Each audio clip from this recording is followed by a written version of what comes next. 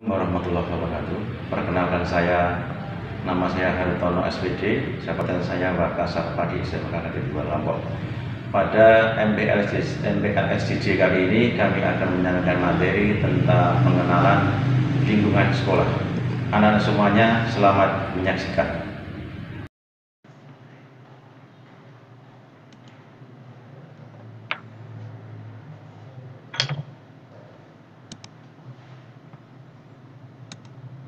Assalamualaikum warahmatullahi wabarakatuh. Puji syukur kita panjatkan kehadirat Allah Subhanahu wa Ta'ala yang telah memberikan kepada kita karunia, kesehatan, taufik dan hidayah sehingga kita dalam keadaan sehat walafiat pada hari ini.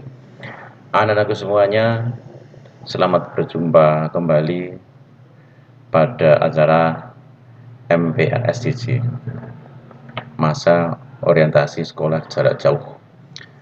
Anak-anak semuanya semoga dalam keadaan sehat walafiat, tidak kurang apapun. Selamat bergabung di SMA KT 2.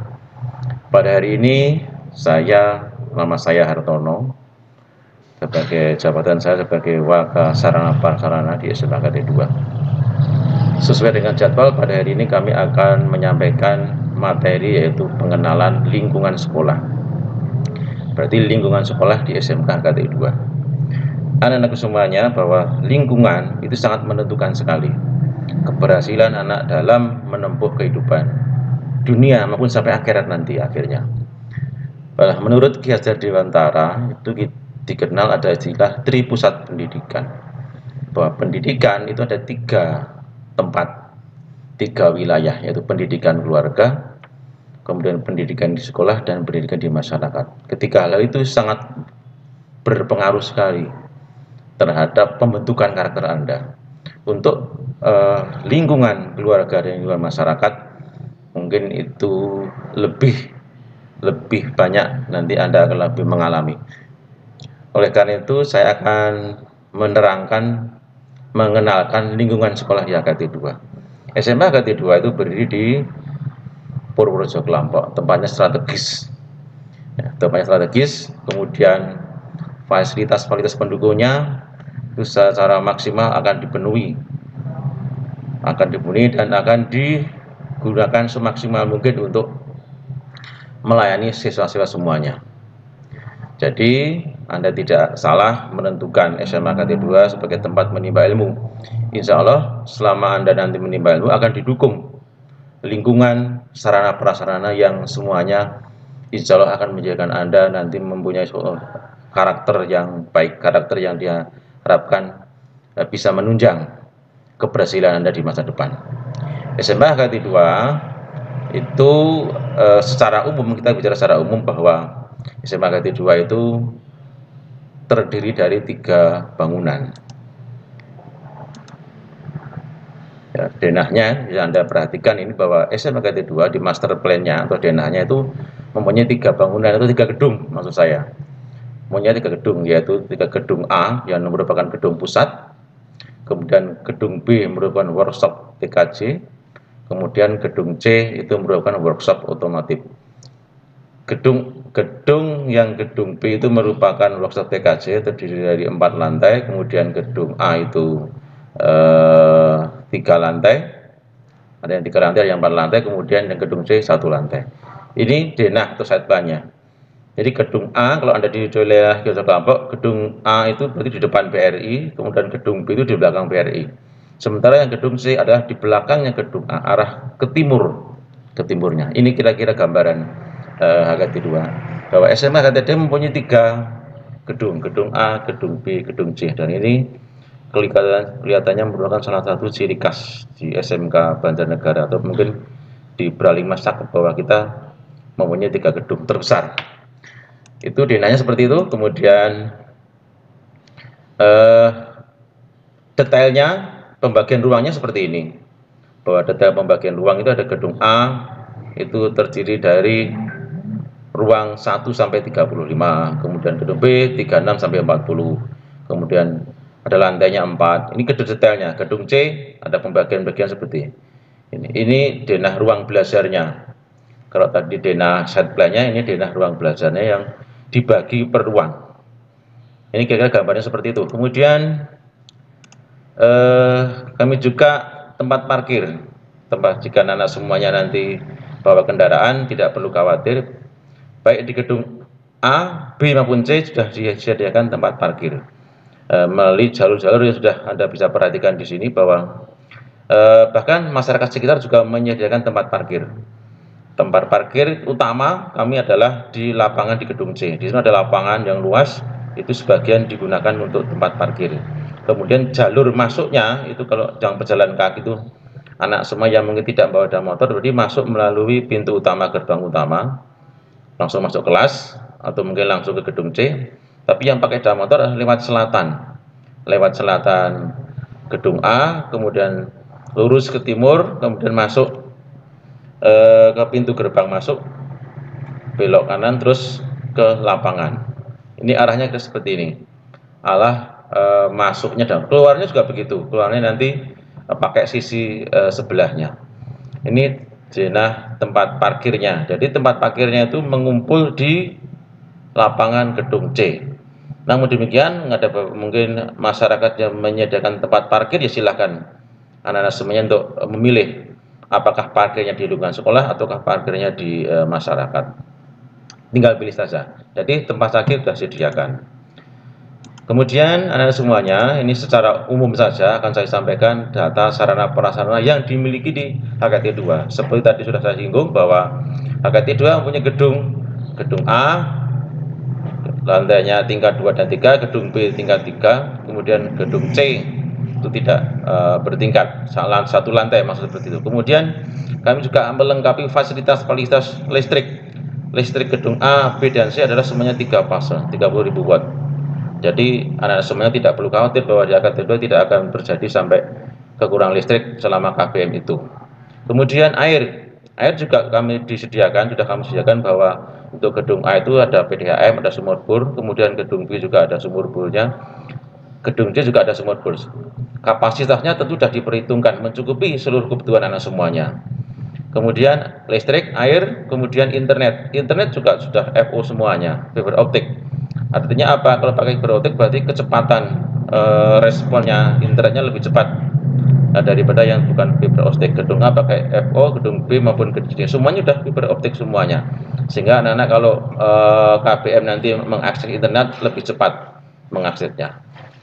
Listrik, air, internet. Kemudian HKT 2 juga punya mobil operasional. Kita punya mobil operasional jumlahnya 7 unit. Mobil operasional itu adalah untuk mendukung kegiatan KBM.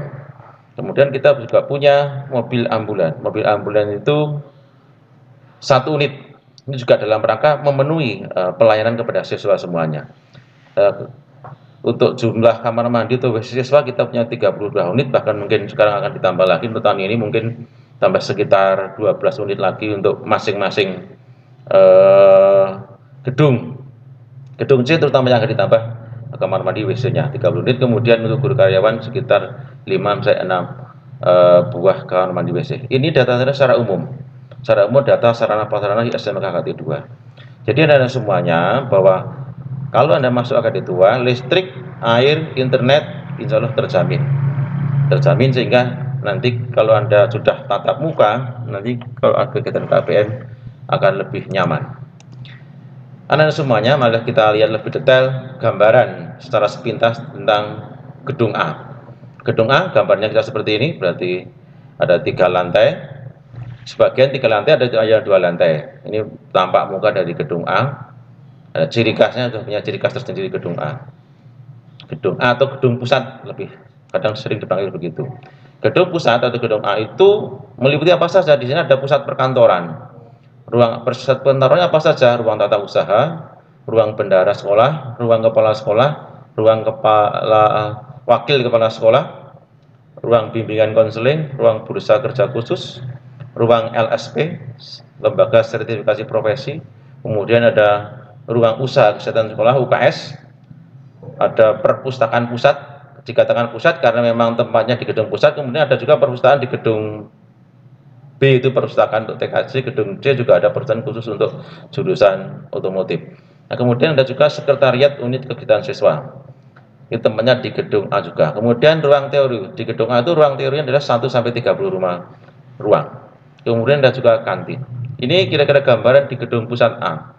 Jadi banyak sekali yang merupakan pusat perkantoran dan yang lainnya, semuanya adalah bertujuan untuk memberikan pelayanan kepada siswa. Kemudian kita lanjut ke gedung B. Gedung B itu letaknya di belakang BRI. Dia mempunyai 4 lantai, 3 tingkat 4 lantai. Khusus di sini adalah untuk workshop atau bengkel atau lab TKJ. Ini terdiri dari 4 lantai dan kemudian lebih detailnya lagi bahwa di situ ada labnya 1, 2, 3, 4, 8 lab, 9 lab. Ada 9 laboratorium tempat praktek TKJ di gedung B. Kemudian ditambah lagi ada ruang instruktur khusus di situ. Ada ruang tamu, ruang UKS juga ada. Kemudian ruang unit produksi. Jadi TKJ sudah punya unit produksi tersendiri di lantai 1 gedung B. Kemudian ada juga ruang teorinya, ruang 36 sampai ruang 40. Ini gambaran di gedung B. Jadi anak semua yang jurusan TKJ itu lebih khusus nanti prakteknya adalah di gedung B yang terdiri dari 4 lantai itu di belakang BRI. Di sana ada 9 laboratorium yang disediakan dalam rangka memberikan pelayanan kepada siswa. Jadi tidak perlu ada keraguan. Ini bukti salah satu keseriusan kami HKT 2 dalam rangka memberikan pelayanan yang terbaik pada anak semuanya. Gedung B. Kemudian gedung C. Gedung C itu adalah workshop otomotif, ya. Workshop otomotif berarti di situ terdiri dari bengkel-bengkel otomotif. Letaknya di belakang gedung A, sebelah timur gedung A. Nah, ini ada tulisannya gedung C, sebelah timur gedung A. Kemudian apa saja yang ada di gedung C? Yang ada di gedung C adalah meliputi workshop TKR. Di situ ada workshop, ada bengkel chassis, kelistrikan, suspensi, mesin, transmisi dan lain-lain. Ini tidak tercantum semuanya di sini. Ya, jadi workshop RKU ada sendiri, ada bengkelnya tersendiri. Kemudian ada juga workshop TPSM. Di sini juga ada tersendiri workshopnya, bengkelnya gampang juga, bengkelnya workshop TPSM, ada kelistrikan, bodi, mesin dan lain-lainnya. Kemudian workshop TPO, ya, workshop TPO juga ada. Jadi gedung C itu dibagi tiga, ya, tiga program keahlian, itu untuk TKRO, TPSM dan TPO. Kemudian juga ada di situ ada ruang instruktur. Ya, masing-masing sudah terpisah, ruang instruktur TKRO sendiri, instruktur TPSM sendiri, instruktur TPO tersendiri. Disediakan juga di situ masjid At-Taqwa, ada masjidnya. Kemudian ada ruang karawitan, ekstrakurikuler karawitan, kemudian ada lapangan tadi yang sebagian digunakan untuk parkir siswa. Ini gambaran di gedung C. Ini contoh-contoh beberapa gambar workshop TKRO, contoh saja. Ini TKRO, contoh gambar TKRO, kemudian TPSM, ada bengkelnya tersendiri, dan TPO. Sebagian kecil gambar-gambar, dan nanti lebih detailnya akan disampaikan oleh Kaprodi masing-masing jurusan program studinya. Nah, kemudian ruang penunjang yang tadi saya sampaikan, ruang penunjang itu penting juga dalam rangka memberikan peningkatan pelayanan dan kenyamanan dalam belajar. Di situ ada perpustakaan, tadi sudah sampaikan di gedung A, perpustakaan, di ruang UKS. Ruang UKS itu juga ada di gedung A juga ada, di gedung B juga ada, di ruang gedung pusat ada, di gedung B ada. Jadi masing-masing gedung punya UKS tersendiri. Perpustakaan juga demikian, perpustakaan juga gedung A, B, C ada semuanya. Yang di gedung A namanya gedung pusat. Kemudian ada ruang LSP, sertifikasi profesi. Ini juga di gedung A. Ruang penunjang itu. Kemudian ruang penunjang berikutnya, tadi ada ruang BK, konseling. Jika anak-anak semuanya punya problem, masalah, pernah kesulitan belajar atau mungkin hubungan dengan teman, dengan keluarga, Anda bisa konsultasi ke ruang BK. Di sini juga ada nanti konsultasi katanya dengan KIRE dan seterusnya. Kemudian di gedung A juga masih di situ ada ruang BKK, Bursa Kerja Khusus. Disediakan dalam rangka untuk memberikan pelayanan siswa yang sudah lulus dari HKT 2 untuk mencari pekerjaan. Kemudian tata usaha, pelayanan administrasi kepada anak semuanya di gedung A, di gedung A juga ada. Kemudian kami tadi saya sampaikan juga di sini ada masjid di gedung C itu Masjid At-Taqwa, di gedung B juga ada masjidnya, musola, gedung B musola, kemudian gedung A juga ada musolanya, gedung C juga ada masjidnya. Masing-masing gedung punya masjid tersendiri. Jadi dalam rangka lagi-lagi peningkatan pelayanan kepada semua untuk beribadah. Kemudian tadi di sini juga ada kamar mandi, kemudian kantin, kemudian ini gambar unit produksi TKJ, nanti lebih detailnya akan disampaikan oleh Kaprodi TKJ. Kemudian ini produksi yang TKRU.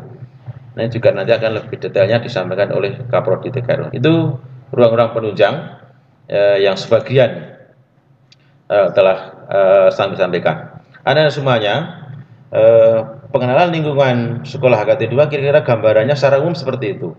Gambaran secara umumnya bahwa lingkungan HKT 2 dengan sarana prasarana yang berusaha semaksimal mungkin dicukupi semua kebutuhan siswa dalam rangka menunjang kegiatan belajar mengajar, dan diharapkan anak semuanya selama nanti mengikuti KPM kegiatan belajar mengajar baik tatap muka maupun yang sekarang masih online, masih virtual, Anda semuanya diharapkan nanti mendapat pelayanan sebaik-baiknya, sehingga ketika Anda selesai ya, selama 3 tahun proses belajar, kemudian selesai lulus, benar-benar mendapatkan ilmu yang bermanfaat dan kemudian dapat berguna ke depan, atau mungkin bisa dikatakan bahwa ilmu itu akan bermanfaat di masa depan Anda.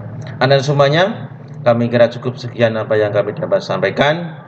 Mohon maaf, tentu banyak kekurangan karena terlalu cepat saya mungkin menerangkan. Terima kasih. Wassalamualaikum warahmatullahi wabarakatuh.